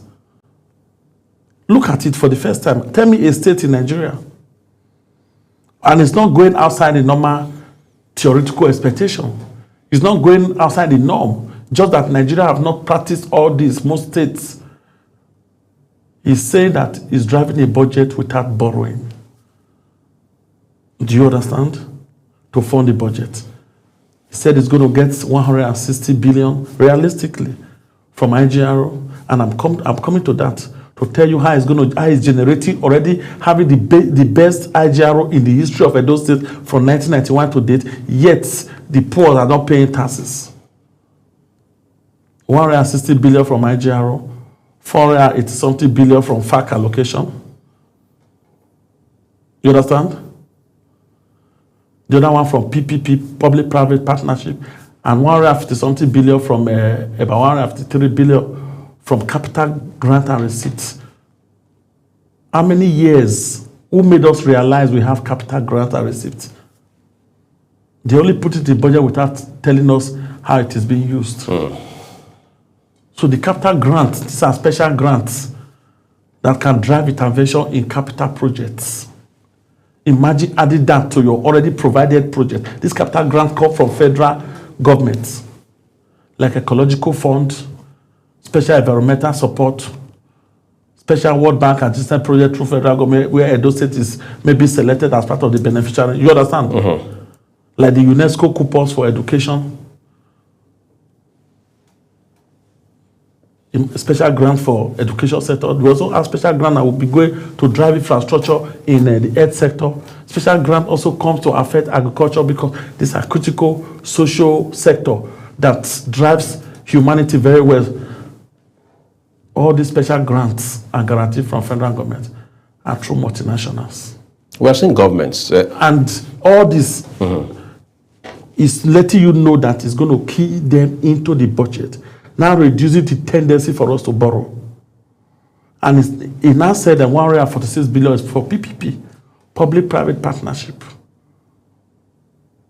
whereby there are going to be project and investment that will be driven on private participation, where we will now convert our contribution in equity to what equity provision. Right. It may be land. It may be other support, governance support. That tax breaks and all of that. Exactly. If it's a pioneer, if it's a new business, we may apply the pioneer, can apply to the National Revenue Service for pioneer status to be granted to those companies that are coming to Edo State to operate in. To operate in Edo State. And the money they're supposed to pay that become our own part of this thing. Equity. Exactly. What of the land? We value it. You are contributing that and you are driving this project. But I need to ask you about... There's no borrowing in the budget. Yeah, that sounds great. But then let's also talk about how the states has been addressing the issue of repaying loans, because I've heard not just the governor, but even members of his party, whether those who are in his government and those who are outside of it, talk about how that the previous administration had left a huge stack of debts and all of that. How is the state doing in terms of repaying, servicing those obligations? It's actually doing well and directly taking care of its liability. Like would that not be a clog in the wheel of progress for this 2026 appropriation? No, it's everything is provided for in the budget. You already expected, they are part of the expenditure you expected. These are fiscal commitments that you cannot do without. And the beauty of it is the more it keeps paying, which we will be paying. On this program, I told you how he has paid $40 million from our foreign debt and about $30 billion from our domestic debt. Invariably means that this debt stock is reducing. As long as your debt stock is reducing, your debt services will be reducing. Right. The interest and other things. So, and it's making provision for it. It's a frugal, it gives frugal approach to governance. Nothing flamboyant. Nothing flamboyant about him. His Excellency's reasons for being there is to him is just to deliver governance to the people. Beyond that, it's everything about that. First is priority to him. So he can commit. People ask. I watched a program yesterday. A road that was going on in Obiaja or something like that. People were asking, where is Governor Okpebholo seeing money? The money has been there. It's about priority. Prioritizing projects. So prudent management of resources will give you savings. Blocking of leakages. Talking about the IGRO. When it came to power, the former administration was boasting that they had the biggest IGRO. Edo State was number 9 in Nigeria for IGRO. Now they were making about 9 billion in a month in IGRO. Taxing Okada, taxing bus driver, taxing market and co. And Governor Mondo came in and said, no, let us redesign the tax system to reduce the burden of tax, just as the federal government is doing with the Fiscal Reform and Tax Reform Committee. The burden of tax is actually shifted for the poor. Okadas are not paying. The markets, women, it broke every barrier that is affecting free flow of good supply in Edo State. All those middlemen. So those traders don't buy tickets? Of course. Those middlemen are no longer there. You're not paying to anybody. For now, the bus drivers and co. Did you hear any complaint from any? When the complaint came, he said, stop. Then shift the tax base.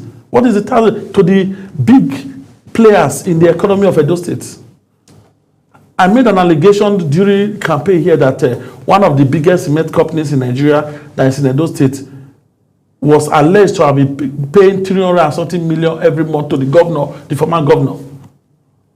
Without the money entry, the coffers of the state government. Does the state government, as of today, have the paperwork to show that that amount was paid on a monthly basis? What I'm saying is, if such money, is not coming directly to the state coffers, assuming it was actually coming to the states, then no, it was not. There was no record to show. But was that money being paid by the company mentioned? That's what I'm saying. It was alleged that they were paying. Okay. So imagine, assuming that money is not coming to the state directly now. We have the Presco, we have the Okomo, we have the Coca-Cola, we have the Guinness, we have different factories and big business. We have withholding tax that are accruable to states. You know, there are a lot of oil service companies that are operating in those states. They were paying their taxes to Delta states. Why was that? They were trying to talk about the residency rule without negating the effect of a derivative rule, where you derive your things. Right. You're supposed to. So this reclamation has actually increased the IGRO. For the past 1 year, we have been doing almost 1 year. We've been doing IGRO hovering between 10 to 30 billion in a month.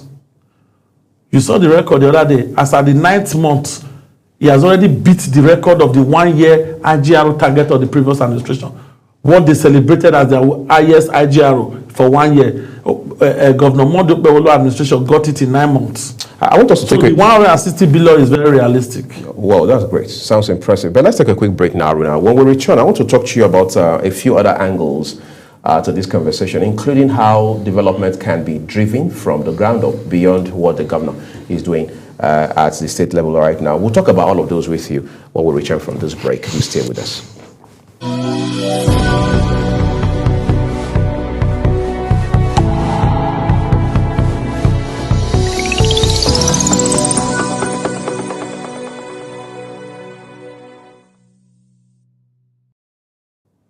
All right, Aruna, let's talk about the local councils. We understand there has been a very significant, maybe the word is humongous bump in what goes to the local governments on account of the monthly allocation. If somebody lives in a place like, say, Akokwedo, or a place like, who knows, Igwebe local government, or even of Ovia Southwest, they want to see development real time on the ground beyond the elitist kind of conversation you and I are having on the show this morning. How is that being driven? Because we understand as well that whether you like it or not, no matter how well-intentioned the governor may be at this level, no matter the initiatives and projects he rolls out, if they do not trickle down to the man in these areas I mentioned and beyond state, I mean end to end across the state, for example, it will mean next to nothing. So how are we doing at the very last rung of the ladder, so to say? All right. The responsibility of governance across as captured in the Constitution, that's constitution by responsibility. The local government have their responsibility to the people, the state government have their responsibility to the people, and the federal government have their responsibility to the people. Right. When it's about His Excellency Governor Mondokbewolo, is from the get-go, is driven policy that affects the locals directly. First of all, the 1 billion market women money grants. You have to release 1 billion where some market in the locality. You don't need to be in Benin.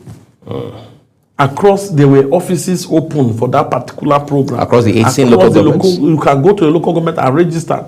And when you are screened and qualified, under Nano is non-registered business. Those businesses that are not even qualified to be SME, the smallest of the small businesses. I have at least, I can talk about more than 10 persons that benefited in my village. That is how to drive policies that affect directly. I'm speaking for the state government in relationship with the locals. What of the Federal Agricultural Development Agency, Edo State's commitment program, cares, under the leadership of Mr. Ibrahim in Edo State as the state coordinator and MD of that agency. What we are having today as never. I still have people, at least 13 people from my village, who are benefited directly with Keke Napep, different farming tools, farming implement, insecticide. I'm speaking for village now. So imagine how many villages in the world and how many wards in the local government. This is how the whole thing trickles. You give them grants for those who are local business people. Those are into agriculture. You give them farming tools and implements and give them the normal. Imagine a woman that is dealing on cassava now have access to a Keke Napep trunk that she will be using to bring the cassava from the farm. And some have machine for grinding. You have actually directly affected their life. The one that is doing petty trading in the village have access to a minimum of 200,000 naira grant with a moratorium of more than 6 months. This is not a loan. In the same community, your schools is being built. That the children that are going to school does not need to leave your community to be going to the local government headquarters to access good education. The schools are being reconstructed. Some teachers have been returned to the rural area. Graduate teachers, the 6,000 teachers recruited were all spread across the communities and local government. They were not concentrated in Edo State or in Benin City rather. Did it stop there? No. The health sector. More than 76 health centers are being built across community. We have just 18 local governments, but we're talking of 76. That means every ward has health center, not just built but equipped. We saw when the House of Rep Committee on Health visited and the Deputy Governor was taking their around some of these in Ovia and other local, not in Benin City. For the first time, you are seeing an health center that is equipped with modern hospital equipment that you cannot rush when your child is sick. Is it the Robank malaria program? Since he came to power, he's been doing that for free. I want us to talk I'm not talking about the scholarship, because who are going to be the beneficiary? Are they the earliest? He created a scholarship board with 1 billion takeoff fund that the child of the poor will have access. When you are extremely brilliant, can have access to education. Has that been working really? Of course. Has it not been working? It didn't even stop there. He expanded the program to include those that are in higher institutions that may have first class. When you come out with first class in a HND or BSc in Edo State right now, you automatically get employment from the Edo State Civil Service. Automatic employment. And the government now go for that to grant you another scholarship to go and read master's degree anywhere in the world. That is how he expanded the scholarship program. What is going on in Edo State is Governor Mondokpero is actually operating from another realm when it comes to governance. That's why we call it practical governance. I'm not rolling out all this in theories. But I want to talk about something that Edo people are also very concerned about. So I think the local government chairman, the local government chairman should also complement. That they complemented. Because it's also on record that it's not holding their money. As at 2 months ago, as at October or November, the local government in Edo State have gotten more than 8.2 billion in their allocations. 18 local governments. As of October? Yeah. So local government gets up to 600 million, 500 million for the lowest. On a monthly basis. On a monthly basis. This is just fact. We're not talking of their own IGRO. So I believe the people, it's not about, we're not imploring the local government chairman to work. That's why we are missing it. We task Tinubu to work. We task our state governors to work. And we excuse indirectly, mischievously, ignorantly, we excuse the lowest tier of government that is most critical to the survival of evil governance. We excuse them from governance responsibility. Don't they have councillors who are supposed to be their own House of Assembly in the local government level? The legislative arm? The councillors, are they not living in villages? Are they living in cities? Don't the people question their ward councillor? It's ward. You know your councillor. They even have supervisory councillor that is like commissioner. You see your local government chairman almost every week is living with you in your local area. That is the essence of local government, to bring the government close to the people. So I believe Nigerians, by extension, need to be asking their local government questions. Let the local government actually now speak that, okay, they are not getting the money. Of course, we don't have it on record that the local governments have even said so, because we understand those allocations have increased very astronomically. They have increased, but there's also a concern. If governors are able to go the whole hog, I mean, they go full length in influencing who becomes a local government chairman, who wins the election, I mean, right from within the party and all of that, why are they not also at least subtly asserting, or if you like, wielding that same influence to ensure that these local government executives, so to say, politicize everything. When Governor Mondokpero came to power, what did he do wrong? That people that he started having political backlash, usually from the opposition. He simply wrote to the House of Assembly that by constitution you are empowered to check into the books or to mandate the local government to bring their books so that we know how they be spending money. All right. 172 billion. Over the period that Obaseki was head sway, just a part of the period, not even the 8 years. Few months. So, okay, each local government should come and explain what now happened. The first thing we shouted was witch hunting them. And when they fail to show up, when they fail to answer questions to provide questions of accountability, and the House of Assembly by law, who have the power to suspend them, drove the suspension. What did we say also? We politicize it. Because when you question governance in Nigeria, we turn into politics. But we question accountability, we turn into politics. Somebody is being arrested to provide answers for issues of transparency of how he spent public fund when he was in office. The next thing you'll be talking about there is because it's not in APC.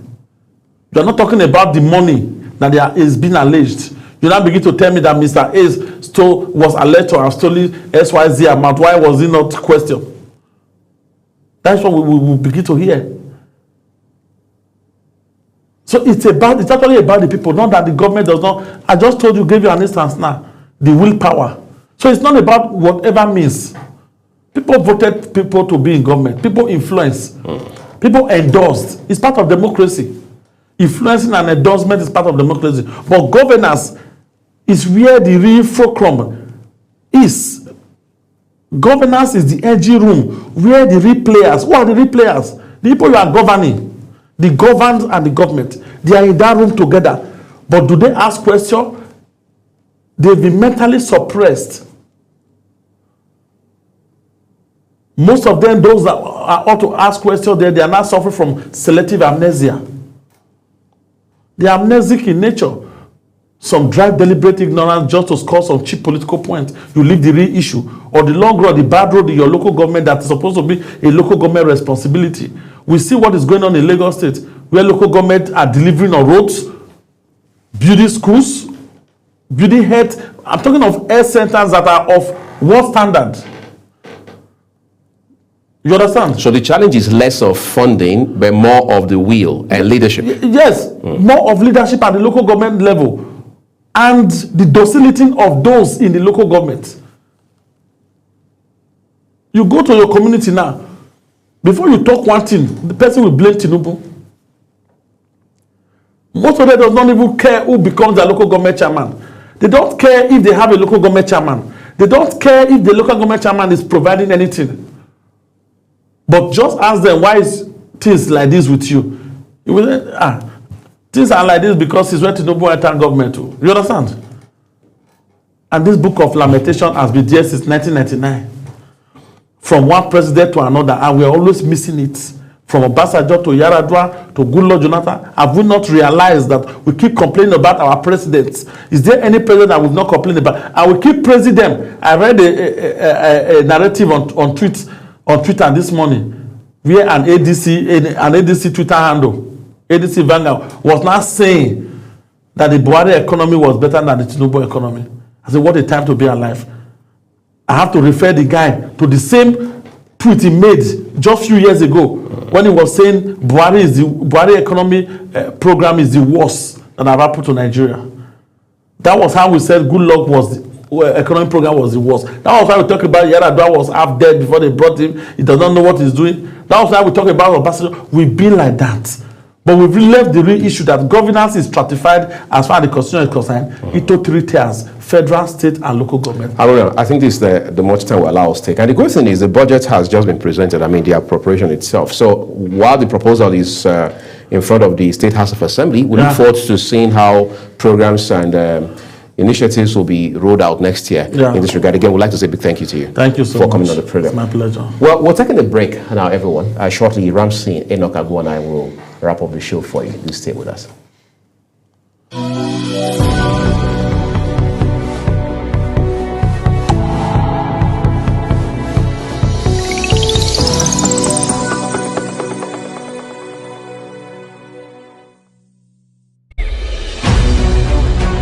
Global Morning is your top morning show here on Global Television. We bring you fresh news updates daily while delving into a variety of current affairs and topics.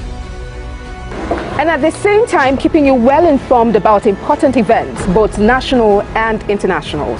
Global Morning serves as a valuable source of information, helping viewers like you start your day well informed.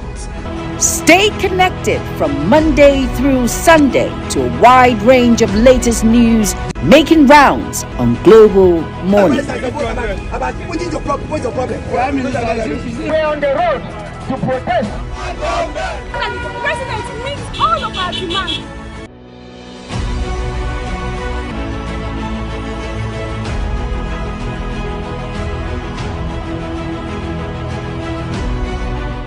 This is Global Morning.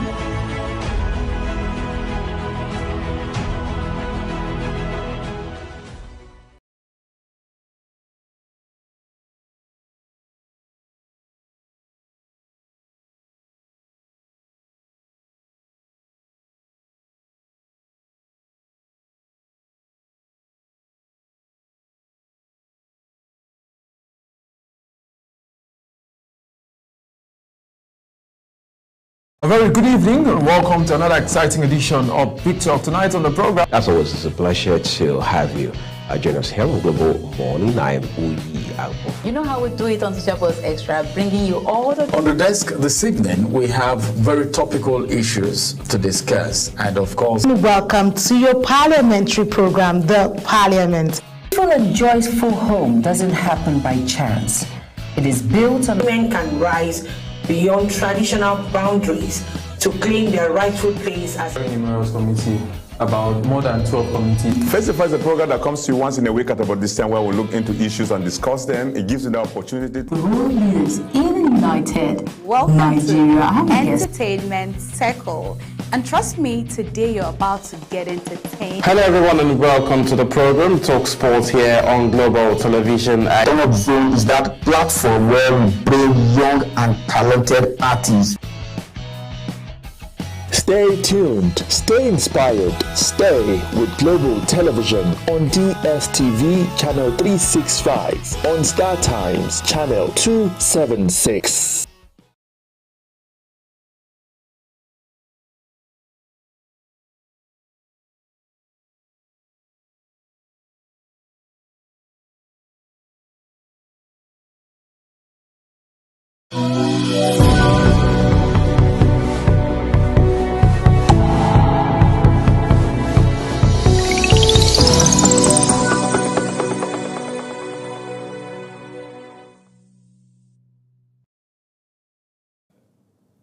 All right, it turns out that was already a full cycle on Global Morning this Friday for you. I am Uyi Agbo. As always, we'd love to remind you that the views of our guests across all of our programs, including here on Global Morning, are their opinions. Thank you for staying with us. Global Morning come on your way again, the weekend edition, of course, tomorrow. My name is Ramsey Enoch Agbo.